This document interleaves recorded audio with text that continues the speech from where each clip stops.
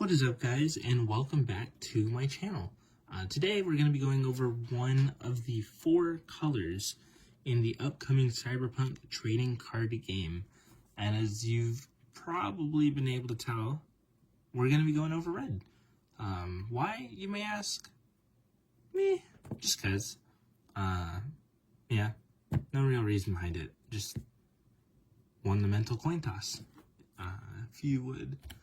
But first, with a special recurring segment from the last video, it's the vegetable segment. Yippee! Because who doesn't just love sinking their teeth into some veggies, right? Right? Veggies are fine, but wouldn't you rather eat them before the meal? So you could really savor the steak and potatoes and possibly even your super sugary dessert at the end, right? So we're going to be going over the updates first. They're not bad, obviously, but it's more something that we should go over than something that you kind of want to go over, at least personally in something like this, yeah? So going to be going over this a little bit fast. Not the biggest amount of things that have happened recently. There's been 2 Kickstarter updates, 2 devlogs that have released, and a little bit of personal notes. So, as previously mentioned, there were 2 Kickstarter updates that we'll start off with. For Kickstarter update number 43 that came out, the Weirdco team has given us a poll, if you were a backer, where you get to vote on a future card design, which is pretty cool, to be honest.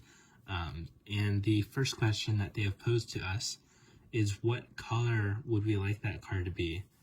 It will be coming out in set 2, and yeah, I mean, it really just seems like obviously something that they're gonna have a little bit of bumper rails on to make sure that we don't go too crazy with the design of it, but largely it's kind of up to us. So, as previously mentioned, first option, which color? Red and blue are currently tied for the head of the vote at 30% each. Blue is ahead by about 20 votes, I think it was last time I checked. And then, obviously, yellow, green are behind. I think green's in last and yellow's in third, if I'm not mistaken. But by the time you're watching this, easily could have changed, yeah? And then, for update number 42, this one was pretty much more your typical update, and start off with a reminder that if you kind of signed up to Kickstarter using your Apple ID or like an Apple private relay, however that works, you need to change it to an alternate email and then message them on Kickstarter, kind of notifying them that you have and what email you've changed it to, because they've been having some problems with the backer kit and it like not going through to the Apple ID or something like that. But it's basically just a communication problem that shouldn't be happening, and basically the only way to fix that is to change your email. So if you have signed up using one of those 2 ways, definitely get on that and then hopefully come back and watch the rest of this. But for the rest of update number 42, there was a new survey. It's 6 questions, 3 minutes. Mainly, it's kind of like just about after the set, kind of your general feelings, like how interested do you stay in a set? Are you likely to purchase product after the sets come out? How likely are you to purchase like booster packs after the sets come out? Like kind of in between, what additional product would you like to see in between sets, if any at all? 6 questions, about 3 minutes at the most, probably, at least on average. And then the kind of big thing about this update was that Dexter Deshawn was added as the 4th mystery legend. I personally didn't believe it was going to be Mr. Hands, just because he's more tied to the Phantom Liberty update in general, which we know is going to be kind of the centerpiece for set 2, or I'm pretty sure it's set 2, and then set 3, No, I'm probably wrong. I think I'm wrong. I think set 2 is Edge Runners, and then set 3 is Phantom Liberty. But whichever one is Phantom Liberty is the one Mr. Hands is probably gonna come out in as a legend. Although it is a little surprising, personally, at least, that it is Dexter instead of Regina, but not completely out of the blue. Yeah, I mean, Dexter obviously a very big part in Act 1 of the game, so still makes sense. Just personally, thought it was going to be Regina over Dexter. There were also 2 separate devlogs that they've released. You can find them on the Cyberpunk TCG's official website. On the top, they have like little sections. You can go to like cards, the database that they have there, and then there's also blogs in there.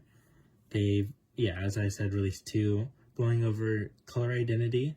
So they have one going over red and green's color identity, just kind of talking through it. And then they have another one that just came out about 2 days ago or so, I believe, that goes over the other 2 colors of blue and yellow.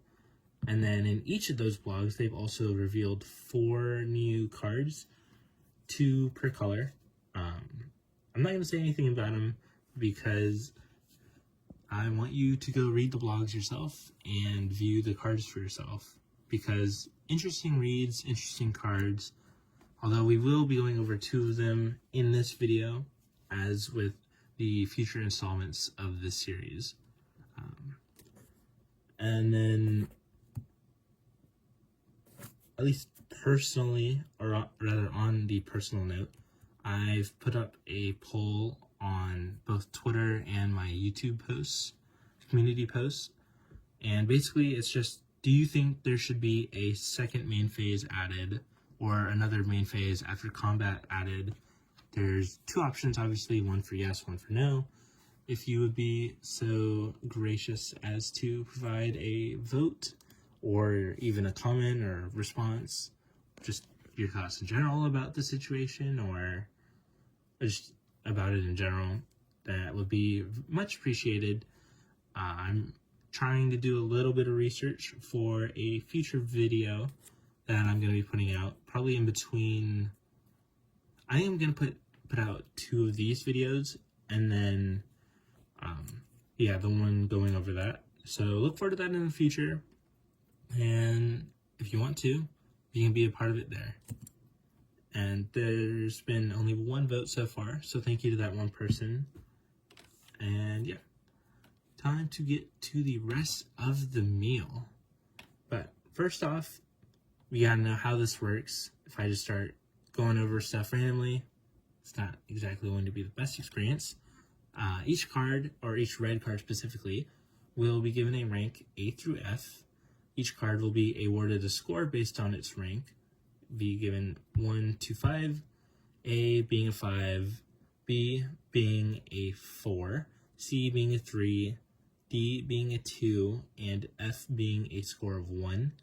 And then at the end, every card's score will be added and then divided by the number of cards. Currently there are 14 red cards. I have 14 red cards in this slide. So the 14 cards totals, their score will be added and then divided by 14 to give red's overall rank. First off, a little bit of side notes from the devlog of red's color identity is maximize, amass, and overpower. With its geek identity relationship, red wants big dice and high values. How red interacts with rival threats is by directly fighting and having higher power than them, and red's street cred identity is to have it as a higher total than their rival. Maximize with high power units, and if that sounds great to you, then maybe give red a try, yeah? But with the first card, we will be going over V Street Kid.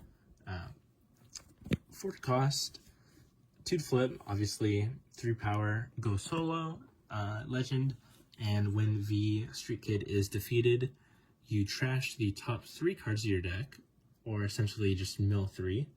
and then you choose one Brain Dance program from your trash and add it to your hand. So my personal notes about this card is 6 costs total to play as a unit, and the Brain Dance's current average strength is just pretty unknown. There has been, I believe it's 3 Brain Dances revealed now, 3 or 4 in that general area, and then they're all pretty low powered in general, so it's a little tough to grade this card right now. Although another issue that you can tell right now is this card needs a solid way to control its death, because if you're just going to play it and your opponent is just going to continuously let it through to steal a gig dice, then it is just a 6 cost 3 power unit, and that is a horrible rate on Eddy to power. And then just a little personal side note too. It's kind of funny, but I thought the AV here was like some type of mechanical attachment to B, because he's got his arm outstretched there. I thought that was like a mechanical fist or something, and I just didn't exactly see his arm on top of the car. So just a little something funny there to laugh about. But I've given this card a grade of a D. I've tried to, put that little optical illusion out of my mind as much as possible when giving it the grade. But in general, it's just really kind of unsure for the most part about it. It will get better with time as more BDs come out, as more big cost BDs or just the general strength of Brain Dances continues to rise, whether that be more printed, more revealed, whatever. But this card, I could see it getting power crept, because on its face, it doesn't seem like the most powerful card, and more units and more legends in the same kind of niche are going to be continuously coming out. So, yeah, I don't know. I've given it a D right now. Definitely could change before the actual release, and then even past that, mainly hinging on Brain Dances. But I don't really see this card rising above a C, in all honesty. But the next card is Yorinobu Arasaka, Embracing Destruction. It cannot be played, so it's just the 2 to flip, 0 power, and its ability, or his ability rather, is the first time a friendly Arasaka unit attacks each turn, you get to draw a card. Then if you have less than 20 street cred, you discard you discard 1 card from your hand to your trash. So personal notes on it is there are currently only 5 cards with repeatable card draw capability currently. So this card stands out, and especially in the way where it is going to just sit in your legend area. It cannot be taken out, and it's just kind of permanent once you play it, or once you flip it rather, which is basically my second note of it is a lasting effect once flipped, kind of like an enchantment legend. And the Arasaka units at least kind of look decent so far, because obviously it is specified that the first time a friendly Arasaka unit attacks each turn, you draw a card. So adding all that up, I've given it a current grade of a C. It provides reliable, consistent, but conditional looting / card draw. Overall, we don't really know how reliable card draw is going to be in this game, how plentiful it is, whether or not it stays small, or there are a lot of card draw capabilities are going to generally kind of affect this card. But for an Arasaka type pool deck, you could do a lot worse than Yorinobu. But moving on to the third and final red legend revealed so far, we have Royce Psycho on the Edge.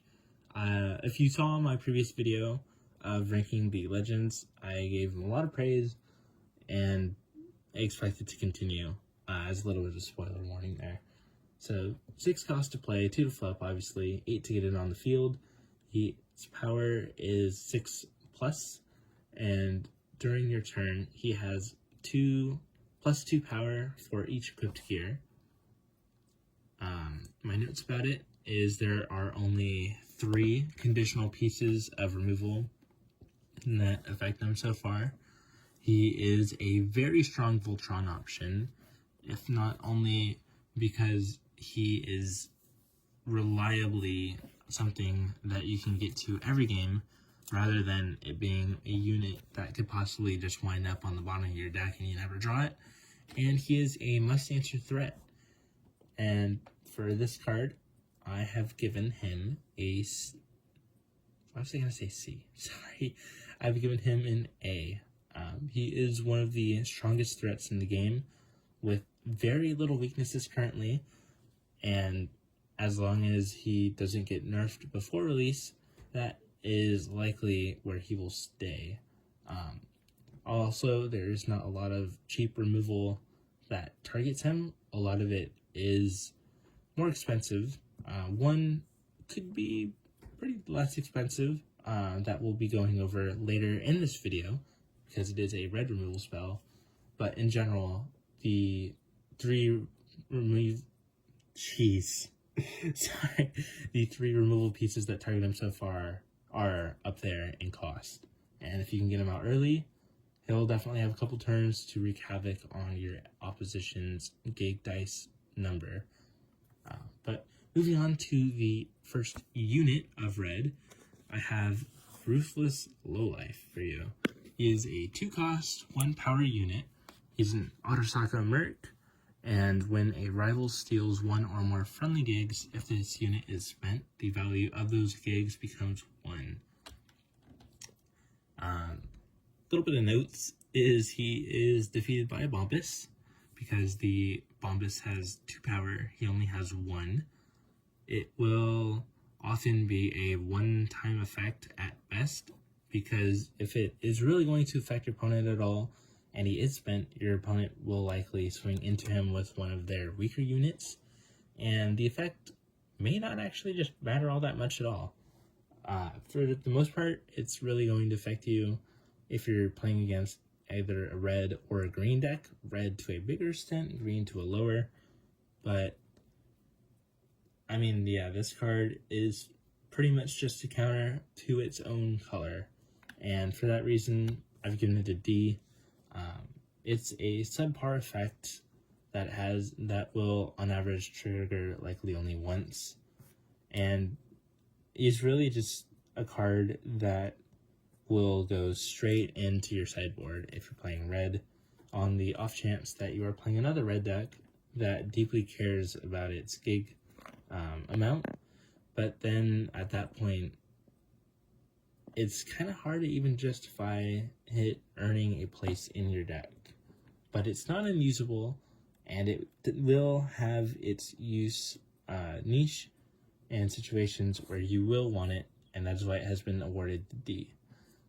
But going on to the next unit of Sword Vias Hustle, this card is nearly as generic as it gets. It is literally just a 3-cost unit with 5 power and nothing else. It is the Futures Draft Chaff. It's perfectly normal and average, and is a decently powered and costed unit. Obviously, it is the average, so obviously it's going to be decently powered and costed unit, because the rate is kind of, yeah, there's the set average with this card. And I've given it C, because quite frankly, it's just average, and sometimes average is just fine. And yeah, when you're average, you get an average grade. But moving on to a more impressive and important card, we have El Sombrerón La Venganza Lenta, which translates, well, El Sombrerón translates to the big hat, or the man in the big hat, which is what I believe it's kind of going for, because it's not just a hat on a card, and La Venganza Lenta means the slow revenge. If you wanted to know, and he is a 4-cost unit. He comes with 4 power, but on attack, when he is fighting a rival unit, you double this unit's power. A little bit of notes on him. He has a clear set purpose or niche, if you would rather call it that. He is a top tier blocker with gear or legend abilities of the Mandibular upgrade or any Takamura effect, and he will always be useful because your opponent isn't not going to play units unless they have a Oops All Spells deck, which I don't believe is going to be super viable. Yeah. And because of all of these reasons, I've awarded him the grade of a B. He excels at his main purpose, and he scales with gear, and as mentioned, your opponents aren't not going to play units, so he is ever useful. What I will say about the grade of the B, though, is that it's more of a B plus, possibly A minus. I kind of erred towards the average for the most part, but if you were to give him a personal grade of an A, I wouldn't have anything to say about it.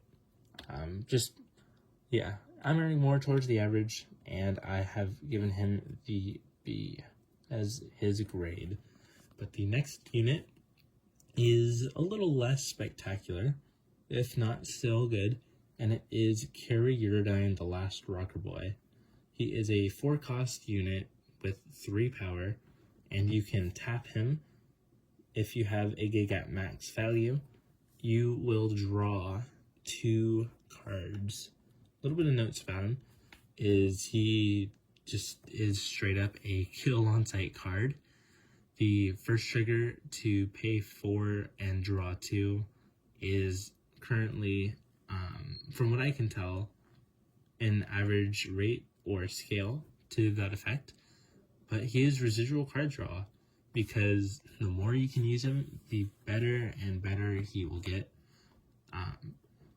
First draw or first spend to draw 2 is average.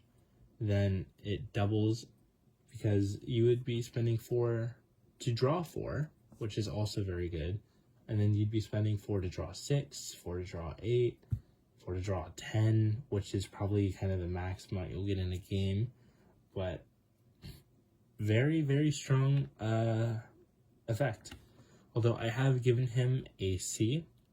Main reasons being he requires a little bit of setup of having a gig at max value, but at the same time, what is red if not having its gigs at the highest value it possibly can, right? And then obviously kill on sight level card likely won't stay around that long, but if you do keep him around, he's amazing. It's just the setup isn't too broad. You'll be mainly just using him in a specifically red deck, but I mean, even if you only get to trigger his ability once, it is still a very strong and very useful effect. And what I would say about this card is it's kind of C plus area, and yeah, definitely could be something to watch out for in the future. The next card, though, is a little bit different character. It is Meredith Stout Stone Cold Corpo. She is a 4-cost unit for 3 power as well, and when a rival decreases the value of 1 or more friendly gigs, you may choose a card from your trash and add it to your hand. So my notes about this is an enchantment unit.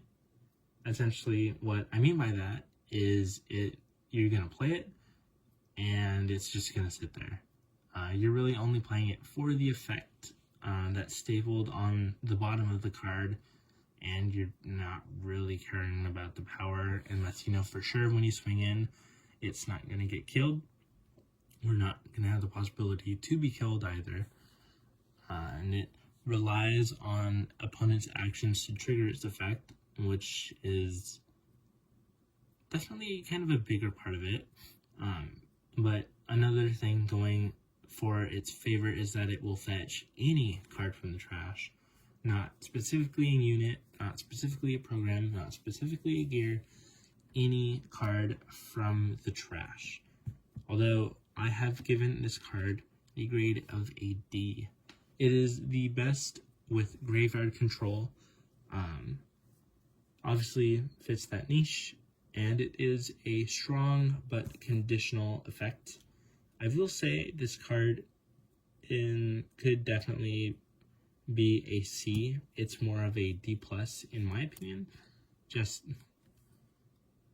there's seems to be a little bit of a subsection on mill with red as well, with the Street Kid and Marcel, and those type of decks are kind of where you would see these two. And right now, on its face, I'd say at least it's a bit of a weaker card, but it is definitely part of a subtype that can easily grow to be more than the sum of its parts when put together correctly. But moving on to one of the newly revealed cards in the blog, we have Royce Don't Call Me Simon. He is a 5-cost unit with 4 power, and on play, you defeat a rival unit with power 2 or less, and then if you have more street cred than a rival, you defeat a rival unit with power 3 or less instead. I'd say the biggest part about this card is that it is removal, because goodness, we could use a lot more of that in this game than we currently have. But a little bit something on this unit is that it's mode 1 of defeating a rival unit with power 2 or less. Currently only affects 4 of the revealed units, and the mode 2 of defeating a rival unit with power 3 or less currently only affects 7 units. So not the biggest amount total. At its best, it's only gonna take out a possibility of 7 different units, but it is a good way to clear blockers. That is what I at least imagine to be the main function of this card, is getting rid of blockers or the more kind of enchantment type units of like a carry, or in blue like in Evelyn. And then obviously it's really just going to be the unit, and 4 power isn't too bad, and I've given it the grade of a C because it is an okay enabling spell or just kind of removal spell on a subpar unit.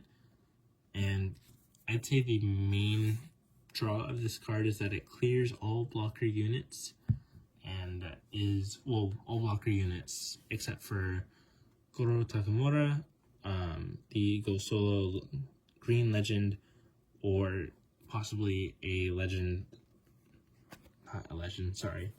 unit that the other Goro can give blocker to. But yeah, another big part is that it will also clear out those enchantment style units. So in general, I'd say kind of average. More of like a C plus type card though. Definitely not bad. And if this slots into your deck, I don't think many people will call you crazy for it. Moving on to the next unit, we have the Armored Minotaur. For 1 more cost, it is a 9-powered unit, and on play, if you have 12 street cred or more, you defeat a rival unit with power 5 or less. It is good but conditional removal. It is a powerful unit that can easily get up to 10 power with any piece of gear whatsoever, and it removes 18 out of the currently revealed 24 different units. And really, Armored Minotaur is Royce Don't Call Me Simon's cooler older brother, is essentially the best way that I can put this.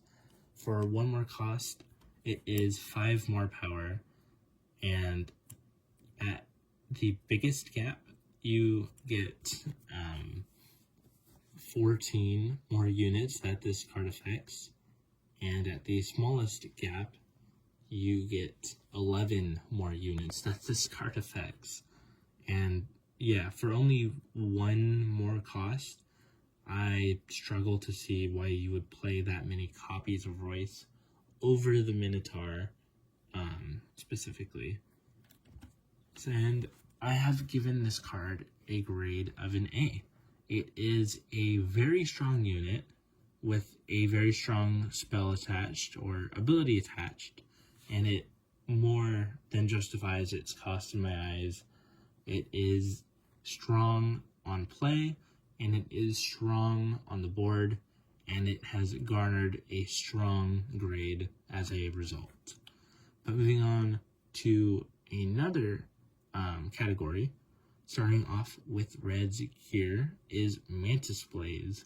It is a 1 cost piece of gear that gives a unit or a face-up legend plus 2 power. So my little notes on this: it is simple yet effective. It is an enabling piece of gear that provides a meaningful buff of plus 2 power, and at its worst, when it's sitting in your hand doing really nothing and not applicable to your situation, you can just sell it if you need to. And I've given it the grade of a B. It is a 1 cost card that synergizes well with a lot of units and also helps to pad out your eddy curve. In general, pretty good in my opinion. 1 cost, very affordable for its effect, and then yeah, nice little addition to your eddy curve for the game. Moving on to the next piece of gear and the last of Reds that has currently been revealed, it is Satori Sword of Saburo. It is a 2 cost piece of gear, although it only gives a 1 power buff, but on attack, if this unit wins a fight against a rival unit, you get to draw a card. So my notes for this card is it is reliant on your board state being in your favor at the time, which in Red is what you're going for. So not exactly the worst stipulation for this card. It is repeatable if conditional card draw, and the additional power buff, while small at +1, is still better than nothing and definitely nice. But overall, I've given this card the grade of a C. It is repeatable but conditional card draw, and it's reliant on a big unit.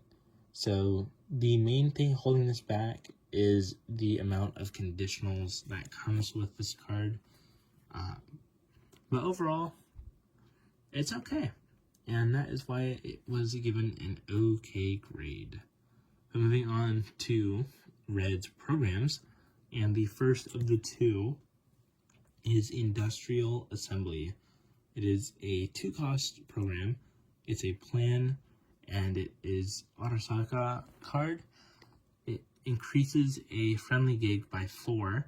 Then if you have 7 plus street cred, you get to draw a card. So my notes on this card is you can roll a big dice to nearly ensure that the draw effect triggers. Obviously, rolling the d20 is going to be a lot greater as to its effect. But if you know you're going to play it that turn, you can roll your d12, and if that is the first dice that you roll, you have a 75% chance that this card is, or that this card's effect is going to trigger. And then obviously as the game goes on, that condition gets easier and easier to meet. It is a decent cantrip setup effect, and what I mean by that is a cantrip is essentially you play a card, then you draw a card as well as getting a little bit of an effect on it. So obviously, you're playing a card, you're drawing a card, and then the effect as a setup effect is essentially just furthering Red's general game plan of getting its street cred as high as possible and possibly even maximizing a dice sooner than later. And then, yeah, at worst with this card as well, like with the gear and any other program, you can just sell it. But I've given this card a C currently. It is conditional card draw with an okay setup effect that is also sellable. What I will say about this card is that it is more of a C plus than a solid C.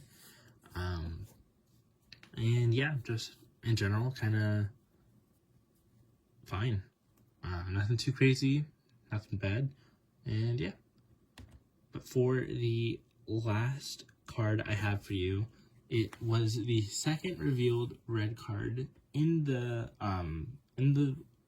blog article, and at least in my opinion, out of the article, the probably most important card of the bunch of 4.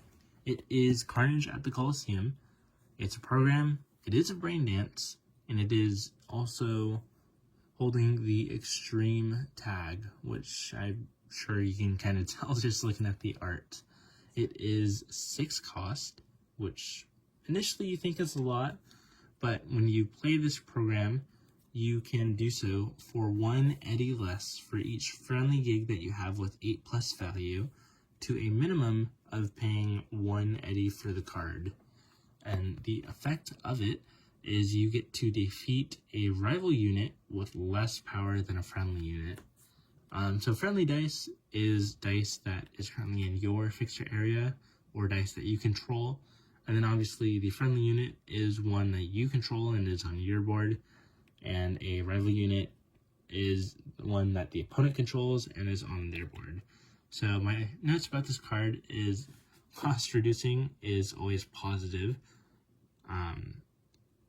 I don't think you're ever going to say no to the possibility of playing a card for cheaper than the price that's stapled down the top left of it.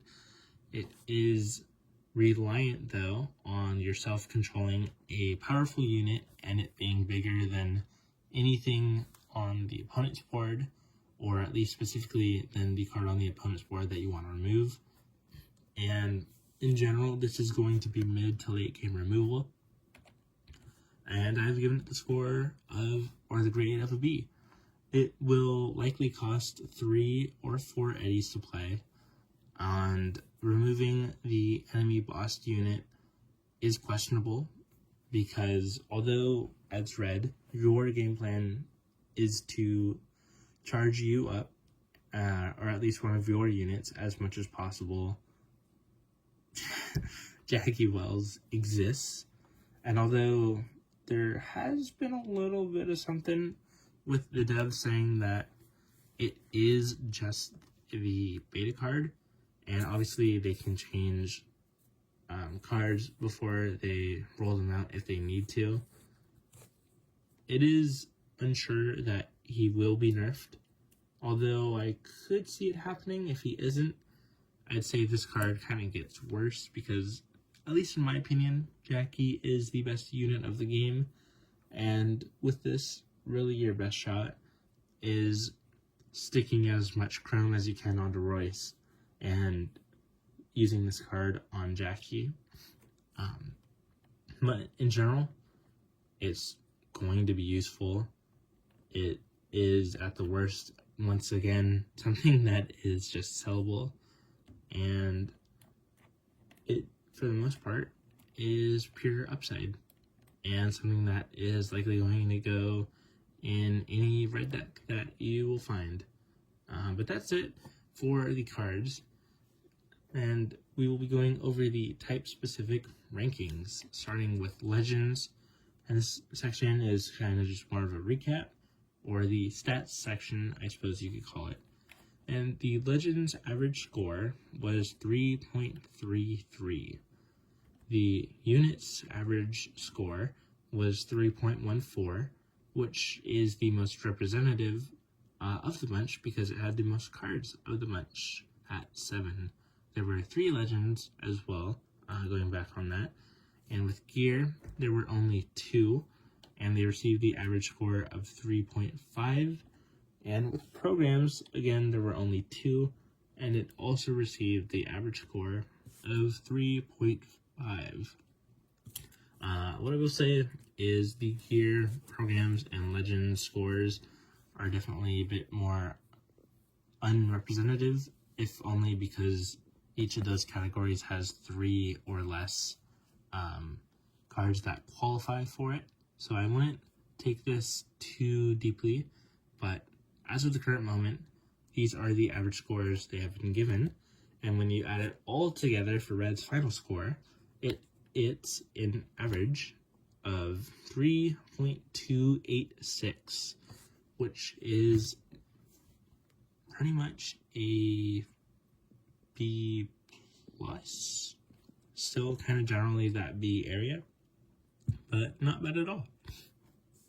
And then going to the overall color rankings leaderboard, there is 4 spots here for the 4 colors, although there has only been a singular one ranked so far at the end of this video being read, which means it takes victory and the first spot by being the only qualifier for this contention as of the current moment. But that is it. We've reached the end of the video, and quite frankly, I need to go to bed now because it's late and I'm tired. But I thank you all for sticking around with me to the end of this video if you did so. I would ask that you like and subscribe if you liked what you saw today. And overall, just thank you for watching to the end. Obviously, this is something that is more kind of fun for me to do, and that is fun to share with all of you. So getting more and more chances to do that with any of you that watched to this point is just very nice, and I thank you all for letting me have the ability to share this with you. But yeah, as mentioned previously, that is it for today, and I hope you have a very nice rest of your day. I will hopefully see you guys in the next one. Have a Nova Day, Tunes. Peace out.